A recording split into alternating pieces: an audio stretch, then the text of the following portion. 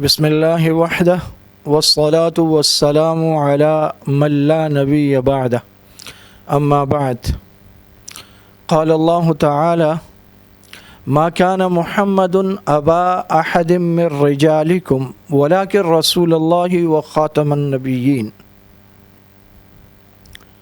صدق اللہ العلی العظیم۔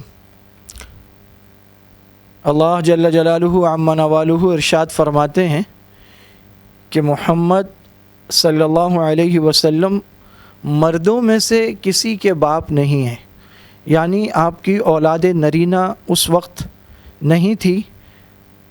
اور حضرت ابراہیم طیب طاہر جو آپ کے بیٹے تھے ان کا انتقال ہو چکا تھا، تو قرآن کریم نے کہا کہ مردوں میں سے آپ کسی کے باپ نہیں ہیں اور اللہ کے رسول ہیں اور آخری نبی ہیں، خاتم النبیین ہیں، آپ کے بعد کوئی نبی نہیں آئے گا۔ آپ صلی اللہ علیہ وسلم نے فرمایا کہ میں محمد ہوں، احمد ہوں اور ماحی یعنی کفر کو مٹانے والا ہوں، اور حاشر ہوں یعنی میرے قدموں میں حشر کے لیے لوگوں کو جمع کیا جائے گا، یعنی آپ کے سامنے، اور فرمایا عاقب ہوں، میرے بعد کوئی نبی آنے والا نہیں ہے۔ اور آپ کا فرمان گرامی قدر مشہور ہے، ہر مسلمان کو یاد ہے، انا خاتم النبیین لا نبی بعدی، میں آخری نبی ہوں، میرے بعد کوئی نبی نہیں ہے۔ آپ صلی اللہ علیہ وسلم نے فرمایا کہ اس وقت تک قیامت قائم نہیں ہوگی جب تک 30 ایسے دجال اور کذاب اس دنیا میں نہیں آئیں گے جن میں سے ہر ایک کی یہ خام خیالی ہوگی کہ وہ نبی ہے، لیکن وہ جھوٹا ہوگا، وہ نبی نہیں ہوگا، کیونکہ میں آخری نبی ہوں۔ آپ صلی اللہ علیہ وسلم اللہ کے آخری نبی ہیں۔ نبوت، رسالت، شریعت،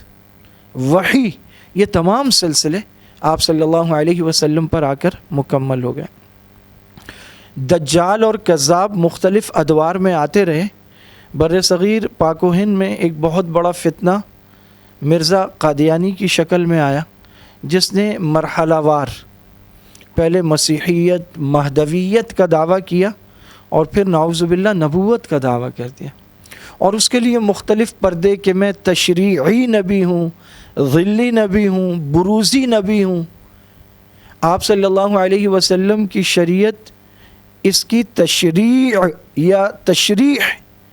بحیثیت پیغمبر آپ نے کی ہے۔ آپ کے فرامین کی روشنی میں ان علوم کو پھیلایا جائے گا، لیکن کوئی نبی نہیں آ سکتا، کسی بھی قسم کا کوئی نبی۔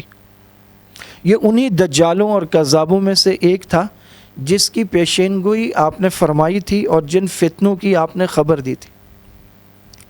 جب بر صغیر پاک و ہند میں یہ فتنہ پھیل گیا تو علماء نے اس کے خلاف جدوجہد کی، محنت کی، اور ہر شعبہ زندگی اور ہر طبقہ فکر کے مسلمانوں نے اس کفر کے خلاف عالم جہاد اور عالم بغاوت بلند کیا، تا آ کے پاکستان میں 7 ستمبر 1974 کو شام 4:35 پر پاکستان کی نیشنل اسمبلی نے متفقہ طور پر قادیانیوں کو دائرہ اسلام سے خارج اور کافر قرار دیا، اور ان کے جو گروہ تھے ربوی اور لاہوری اور جتنے، سب کو کافر قرار دیا کہ یہ سب کے سب دائرہ ایمان سے خارج ہیں۔ کوئی شخص کہے اپنے آپ کو مسلمان اور پھر وہ دعویٰ کرے نبوت کا، اور اس کے ماننے والے اسے ماننے کے ساتھ ساتھ اسلام کا دعویٰ کریں، اسے کسی طور برداشت نہیں کیا جا سکتا۔ چنانچہ مسلمانوں نے پاکستان کی جدوجہد رنگ لائی۔ آج کا دن 7 ستمبر ایک تاریخی اور عہد ساز دن ہے جب مسلمانوں نے ثابت کیا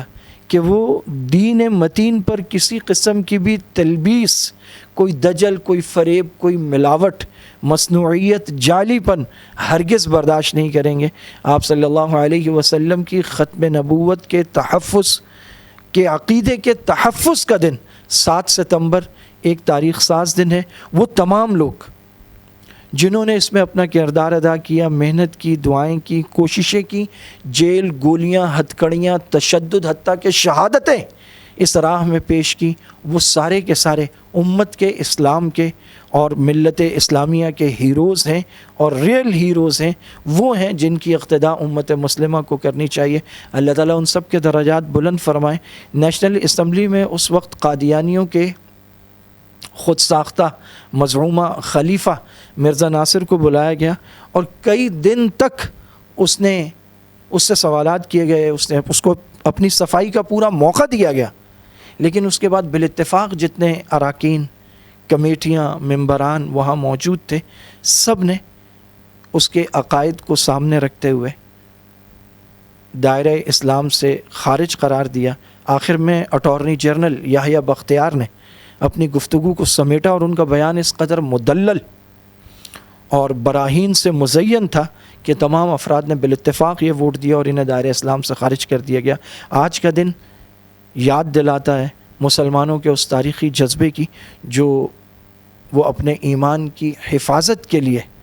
اور ہر قسم کے مصنوعی پن سے اپنے دین کو پاک کر کے خالص وہ اسلام جو محمد رسول اللہ صلی اللہ علیہ وسلم نے صحابہ کے واسطے سے امت کو دیا، اس کی حفاظت کے لیے امت کھڑی ہوئی، اس جذبے اور اس دن کی یاد دلاتا ہے آج کا دن۔ اللہ رب العزت ہر باطل کے مقابلے میں مسلمانوں کو متحد ہونے کی اور ہمیشہ متحد رہنے کی توفیق عطا فرمائے۔ وآخر دعوانا ان الحمدللہ رب العالمین۔